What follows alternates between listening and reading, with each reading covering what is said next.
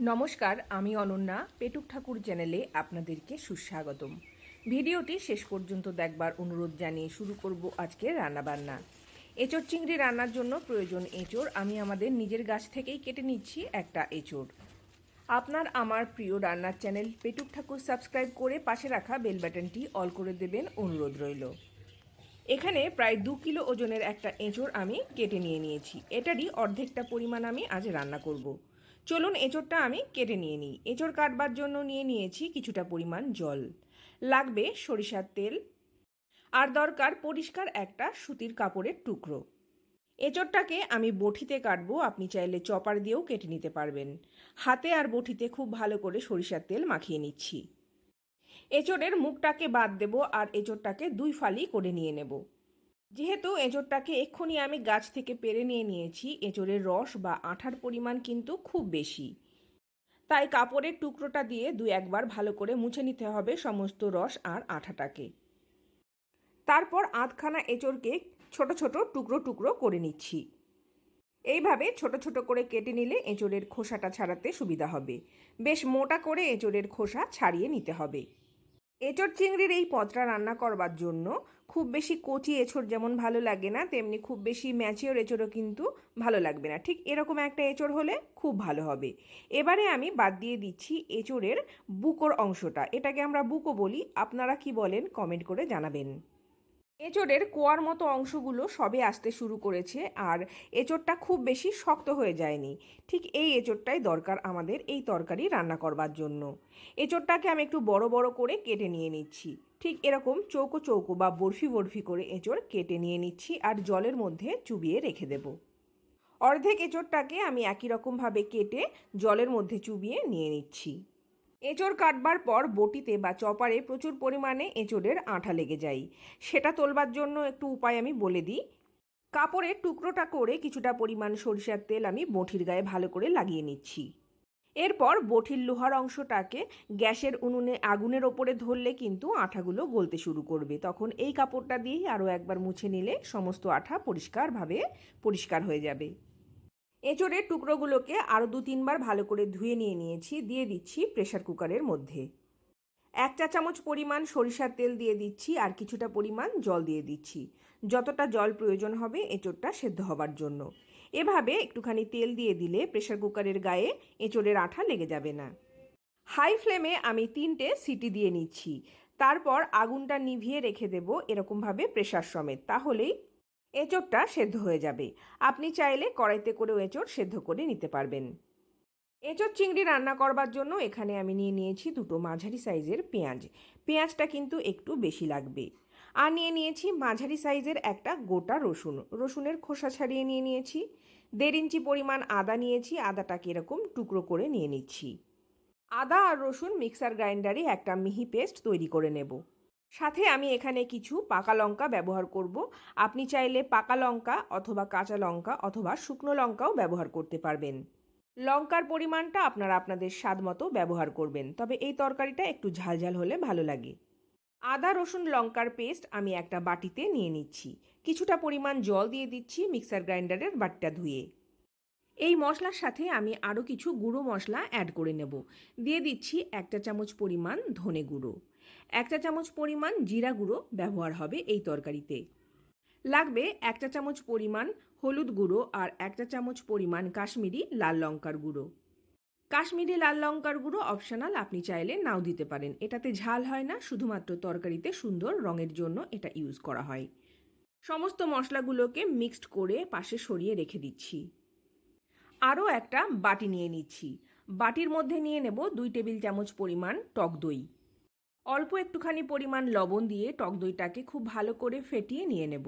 আমি যে টক দইটা ব্যবহার করছি সেটা বেশ টক, ওই জন্যে 2 টেবিল চামচ পরিমাণ নিয়ে নিয়েছি। আপনি যদি ফ্রেশ টক দই মানে কম টক দই ব্যবহার করেন সেক্ষেত্রে আরও একটুখানি পরিমাণ টক দই নিয়ে নিতে পারবেন। সমস্ত মশলাপাতি সরিয়ে নিয়ে নিচ্ছি আর এদিকে এঁচোড়টা সেদ্ধ হয়ে গেছে। একটা ঝাঁঝরি থালার মধ্যে সমস্ত সেদ্ধ করা এঁচোড়গুলোকে ঢেলে নিয়ে নিচ্ছি। এবারে সোজা চলে যাব রান্নাবান্নার প্রসেসে। কড়াই গরম করে নিয়েছি, দিয়ে দিচ্ছি 1.5 টেবিল চামচ পরিমাণ সরিষার তেল। 200 গ্রাম পরিমাণ চিংড়ি মাছ আমি এখানে খোসা সমেত নিয়ে নিয়েছি, আপনি চাইলে খোসা ছাড়িয়েও নিতে পারবেন। অল্প পরিমাণ লবণ হলুদ দিয়ে চিংড়ি মাছটাকে মাখিয়ে নিচ্ছি আর তেলটাকে কড়াইয়ের গায়ে একটু লাগিয়ে নিচ্ছি। তারপর চিংড়ি মাছটাকে আলতো করে ভেজে নেব। খুব বেশি ভাজবো না, তাহলে চিংড়ি মাছ শক্ত হয়ে যাবে। হাই ফ্লেমে ম্যাক্সিমাম 2 মিনিট সময় ধরে চিংড়ি মাছগুলোকে ভেজে নেওয়া যেতে পারে। চিংড়ি মাছ থেকে প্রচুর পরিমাণে জল বেরোয় যখনই তেলের ওপরে দিয়ে দেওয়া হয়। জলটা একটু শুকোতে শুরু করলে মাছগুলোকে আমি তুলে নিয়ে নিচ্ছি। এবারে ওই কড়াইয়ের মধ্যে দিয়ে দেব সরিষার তেল। যে পরিমাণ এঁচোড় আমি এখানে রান্না করছি 100 গ্রাম পরিমাণ সরিষার তেল ব্যবহার করতে হবে। এঁচোড়ের তরকারিতে কিন্তু তেলটা একটু বেশি লাগে। একটা মাঝারি সাইজের আলু এইভাবে কেটে নিয়ে নিয়েছি।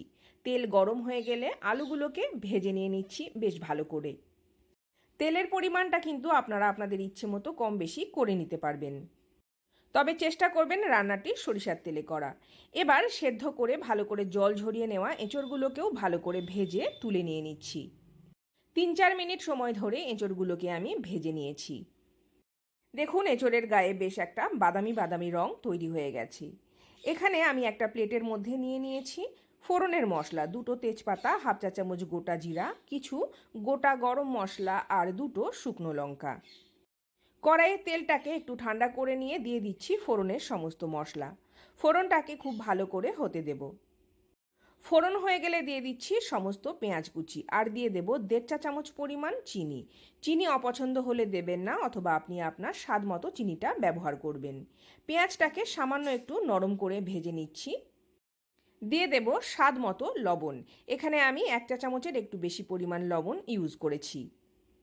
পেঁয়াজ নরম হয়ে পেঁয়াজের গায়ে একটু বাদামি রং ধরলে দিয়ে দিচ্ছি মিক্সড করে রাখা সমস্ত মশলা, বেটে নেওয়া এবং সমস্ত গুঁড়ো মশলা যেটা আমি গুলে নিয়েছিলাম। কিছুটা পরিমাণ জল দিয়ে মশলাটাকে ভালো করে কষিয়ে নেব। গ্যাসের আঁচ আমি এখানে লো টু মিডিয়াম রেখেছি। নাড়াচাড়া করে মশলাটাকে কষিয়ে নেব। মশলা থেকে সমস্ত জল চলে যাবে আর মশলা থেকে একটু তেল বেরিয়ে এলে আমি আরও একটুখানি পরিমাণ জল দিয়ে দেব। তারপর দিয়ে দেব ভেজে রাখা আলু আর এঁচোড়।